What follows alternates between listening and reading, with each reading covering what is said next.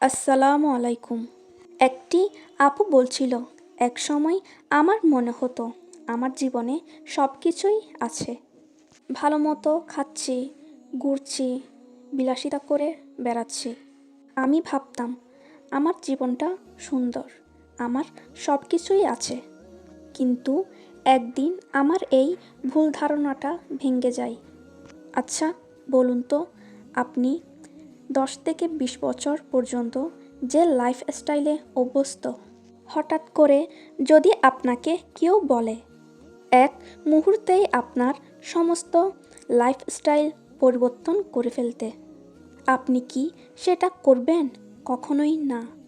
কারণ মানুষ অভ্যাসের দাস। মানুষ সেটাই পছন্দ করে যেটা সে করে অভ্যস্ত। তাহলে ভেবে দেখুন, একটা মানুষ কতটা আঘাত পেলে, কতটুকু মানসিকভাবে ভেঙে পড়লে তার জীবনের সমস্ত ভোগবিলাস সব কিছু এক নিমিষেই মাটি চাপা দিয়ে তার পুরো লাইফস্টাইল পরিবর্তন করে ফেলে। আমি একটা হারাম রিলেশনে ছিলাম। একটা মানুষকে খুব ভালোবাসতাম, নিজের জীবনসঙ্গী হিসেবে চাইতাম তাকে। সারাক্ষণ আমি তাকে হারানোর ভয়ে তার কাছে কাঁদতাম। এমনকি তার সাথে আমার বিয়েও ঠিক হয়েছিল। কিন্তু আল্লাহ যেন আমাকে নিজ হাতে ফিরালেন।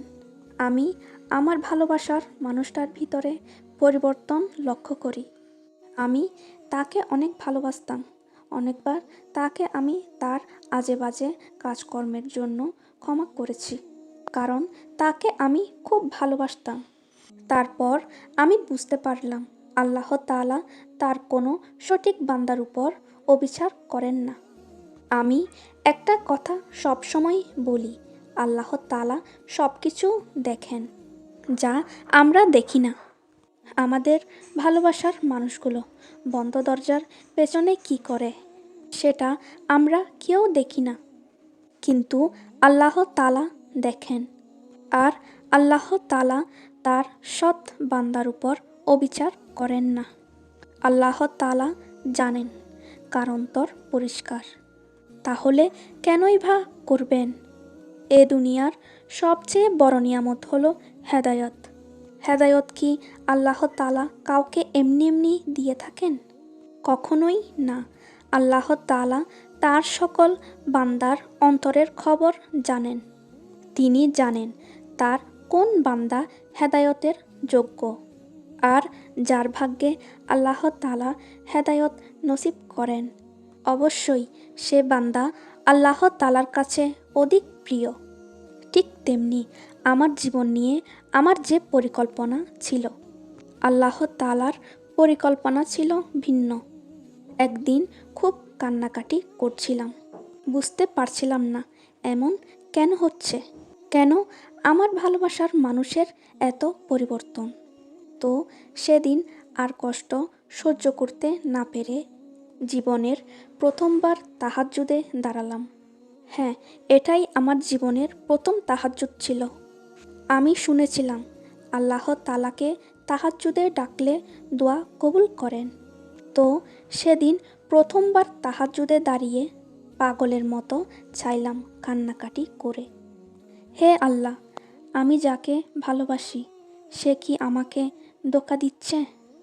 যদি ধোঁকা দিয়ে থাকে তাহলে আমাকে প্রমাণ দাও। যদি আমাকে প্রমাণ দাও তাহলে আমি সব ছেড়ে তোমার পথে ফিরে আসব। এভাবে অনেক কান্না করে আল্লাহ তাআলার কাছে চাইলাম। জীবনের প্রথম তাহাজ্জুদ এইটা। এরপরে যা ঘটল আমি হতভম্ব। আল্লাহ তাআলা এই অধমের দোয়া কবুল করলেন।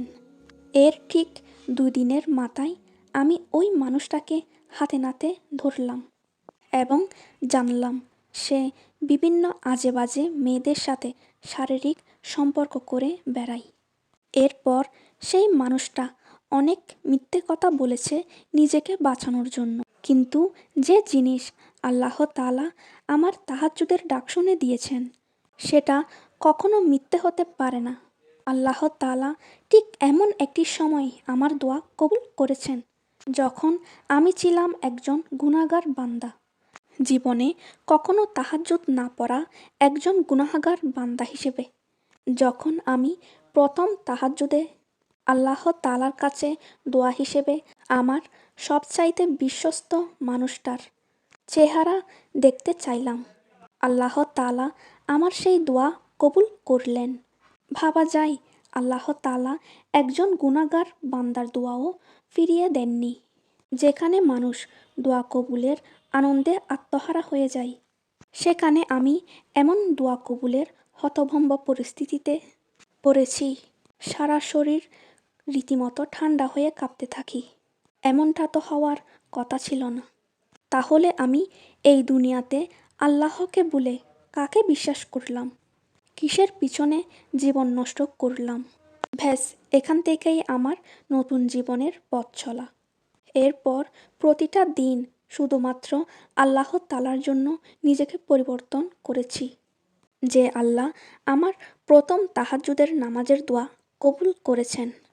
নিজের জীবন নষ্ট হয়ে যাওয়ার হাত থেকে বাঁচানোর জন্য আল্লাহ তাআলার কাছে শুকরিয়া আদায় করেছি। কিন্তু ওই মানুষটা এখনও ওইসব কাজে লিপ্ত। আল্লাহ তাআলা আমাদের খুব কাছেই। যারা এইটা বুঝতে পারে যে আল্লাহ তাআলা কত কাছে, তারাই জীবনটাকে পরিবর্তন করতে পারে। আপনাদের জীবনে যত সমস্যা আছে আল্লাহ তাআলাকে বলেন। বিশ্বাস করেন আল্লাহ তাআলা সব কথা শুনেন। জীবনের যে কোনো সমস্যা নিয়ে তাহাজ্জুদে দাঁড়িয়ে যান। এই তাহাজ্জুদ আপনাকে কই থেকে কই নিয়ে যাবে আপনি ভাবতেও পারবেন না। আল্লাহ তাআলার কাছে নিজের হেদায়েতের জন্য দোয়া করুন। সময় থাকতে আল্লাহ তাআলার কাছে ফিরে আসুন। এই দুনিয়াতে একমাত্র আল্লাহ ছাড়া আর কাউকে বিশ্বাস করবেন না। আমি চাই না আমি যে ভুল করেছি সে ভুল আর কেউ করুক।